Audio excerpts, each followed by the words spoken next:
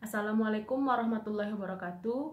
Saya dan teman kelompok saya akan menjelaskan mengenai tujuan, teknik, dan prosedur dan bukti audit laporan keuangan.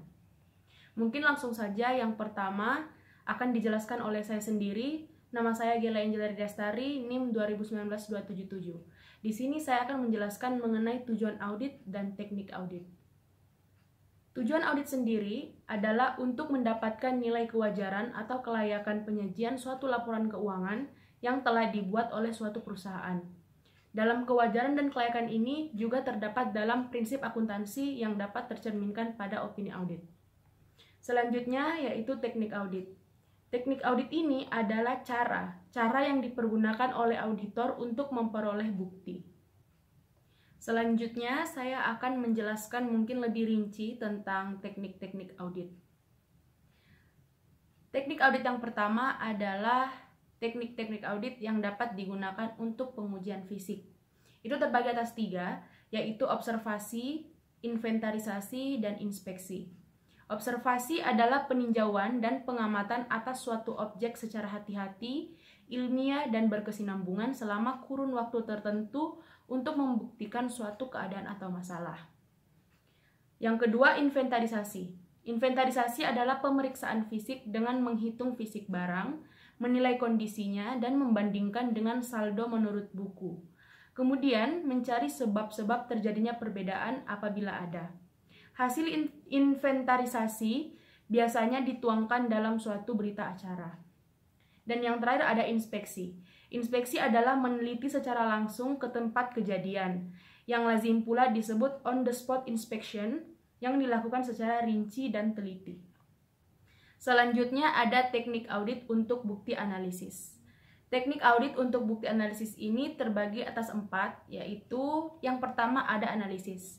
Analisis adalah memecah atau mengurai data informasi ke dalam unsur-unsur yang lebih kecil atau bagian-bagian, sehingga dapat diketahui pola hubungan antara unsur atau unsur penting tersembunyi.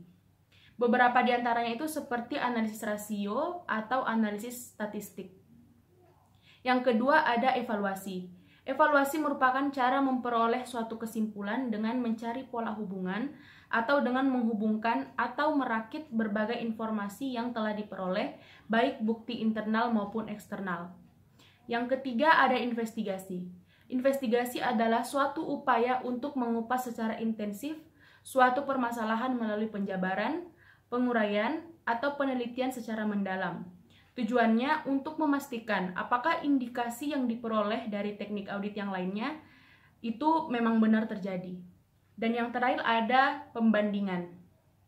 Pembandingan yaitu membandingkan data dari satu unit kerja dengan unit kerja lain atas hal sama dan periode yang sama, atau hal yang sama dengan periode yang berbeda. Kemudian dapat ditarik kesimpulan. Selanjutnya akan dijelaskan oleh teman saya, Ovita Wardani. Perkenalkan, nama saya Ovita Wardani dengan NIM 2919246 akan melanjutkan penjelasan dari teman saya mengenai teknik audit. Teknik audit untuk bukti keterangan. Bukti keterangan merupakan bukti yang diperoleh auditor dari pihak lain berdasarkan pertanyaan atau informasi tertentu yang diminta oleh auditor. Bukti keterangan merupakan bukti pendukung bukti-bukti lain yang telah didapatkan oleh auditor. Biasanya bukti fisik, bukti dokumen, bukti analisis, atau bukti lisan terlebih dahulu, baru kemudian dilengkapi dengan bukti kesaksian. Teknik audit untuk mengumpulkan bukti keterangan adalah yang pertama, konfirmasi. Konfirmasi adalah memperoleh bukti sebagai kepastian bagi auditor dengan cara mendapatkan informasi yang sah dari pihak luar audit.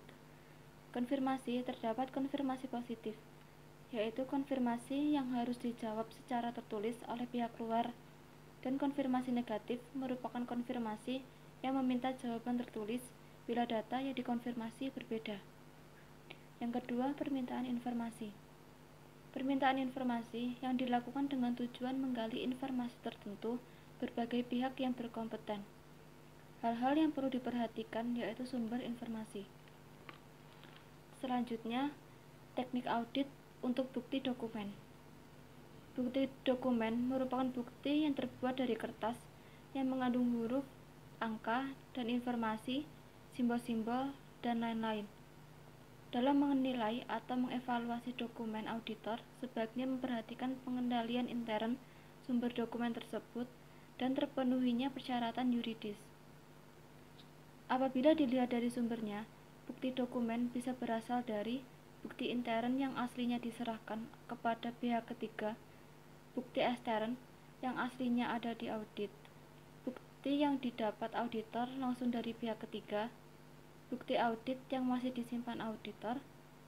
Namun, bukti dokumen akan lebih handal, antara lain bukti dibuat atau diperoleh dari pihak luar atau pihak ketiga. Teknik audit yang digunakan untuk mengumpulkan bukti dokumen adalah: yang pertama, verifikasi. Verifikasi adalah pengujian secara rinci dan teliti tentang kebenaran, ketelitian, perhitungan, kesahan, pembukuan, kepemilikan, dan eksistensi suatu dokumen. Yang kedua, cek. Cek adalah menguji kebenaran atau keberadaan sesuatu dengan teliti. Yang ketiga, uji atau tes. Uji atau tes adalah penelitian secara mendalam terhadap hal-hal secara esensial atau penting. Yang keempat, voting. Voting adalah menguji kebenaran penjumlahan subtotal dan total dari atas ke bawah. Voting dilakukan terhadap data yang disediakan audit. Tujuan teknik voting adalah untuk menentukan apakah data atau laporan yang disediakan auditor dapat diyakini ketepatan perhitungannya. Yang kelima, vouching. Vouching adalah menelusuri suatu informasi atau data dalam suatu dokumen dari pencatatan menuju kepada adanya bukti pendukung, atau menelusuri mengikuti prosedur yang berlaku dari hasil menuju awal kegiatan. Yang keenam, trasir atau telusur. Trasir atau telusur adalah teknik audit dengan menelusuri suatu bukti transaksi atau kejadian menuju ke penyajian dalam suatu dokumen. Yang ketujuh, scanning. Scanning adalah penelaahan secara umum dan dilakukan dengan cepat tetapi teliti untuk menemukan hal-hal yang tidak lazim atas suatu informasi. Yang kedelapan, rekonsiliasi. Rekonsiliasi mencocokkan dua data yang terpisah mengenai hal yang sama dikerjakan oleh bagian yang berbeda. Terima kasih. Assalamualaikum warahmatullahi wabarakatuh. Perkenalkan, nama saya Indriani Aprilia, NIM 2019-272.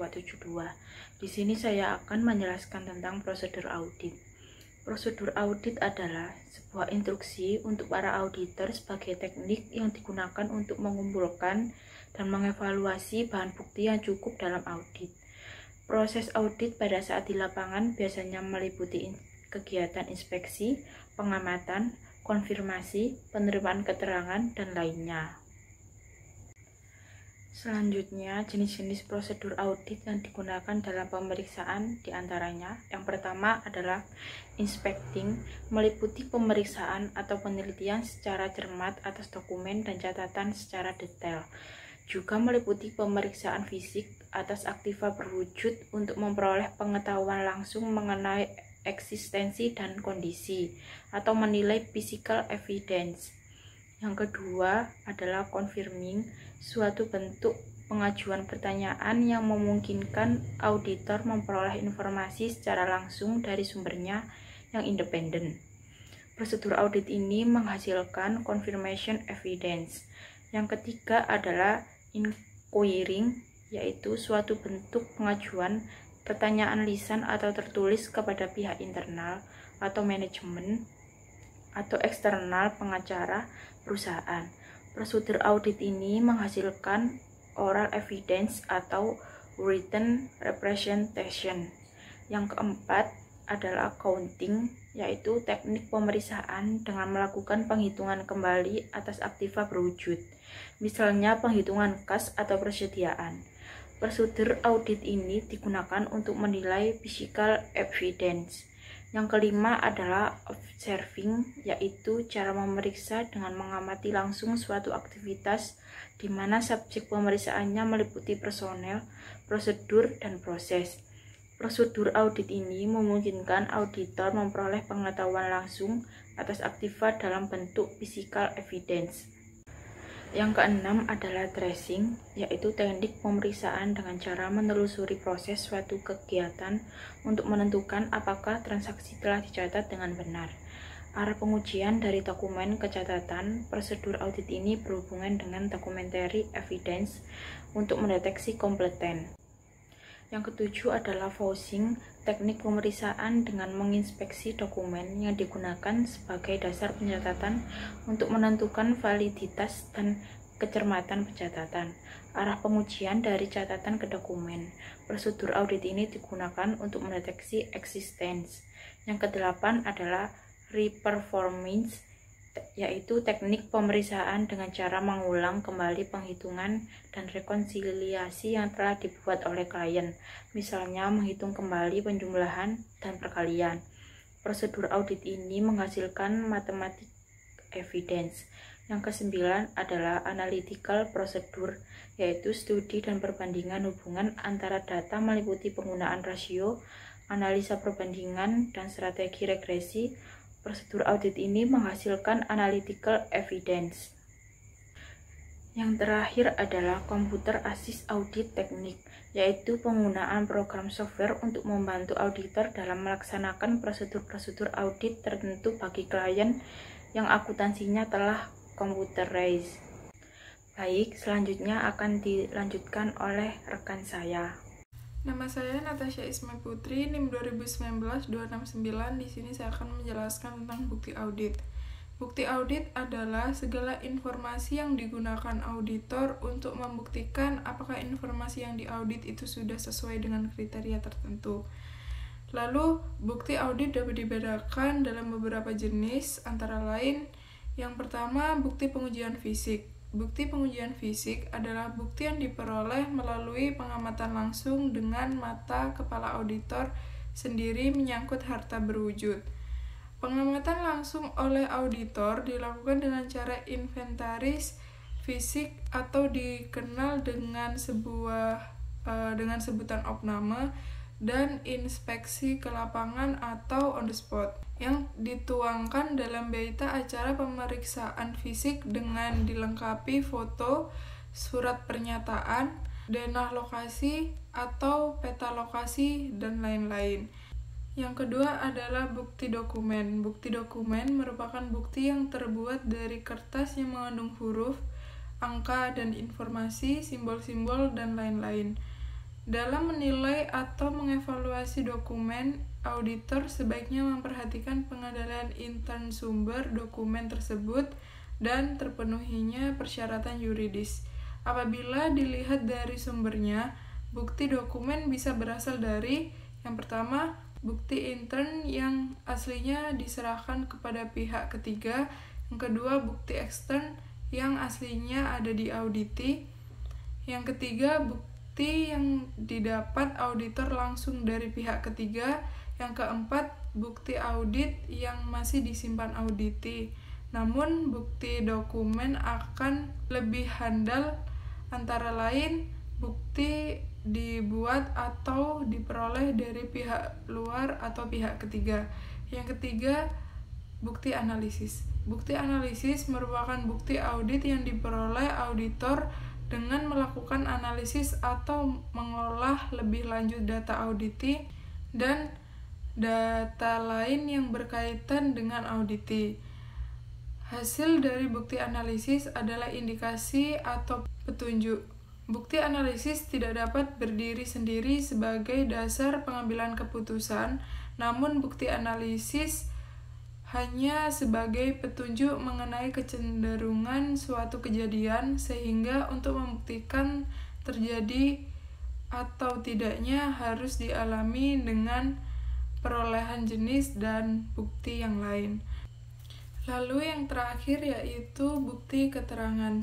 Bukti keterangan merupakan bukti yang diperoleh auditor dari pihak lain berdasarkan pertanyaan atau informasi tertentu yang dimiliki oleh auditor. Bukti keterangan juga bisa diartikan sebagai bukti pendukung bukti-bukti lain yang telah didapatkan oleh auditor, biasanya bukti fisik, bukti dokumen, bukti analisis, atau bukti lisan terlebih dahulu, baru kemudian dilengkapi dengan bukti kesaksian. Sekian dari presentasi kelompok kami. Jika ada salah kata maupun kurang jelasnya, kami mohon maaf sebesar-besarnya. Wassalamualaikum warahmatullahi wabarakatuh.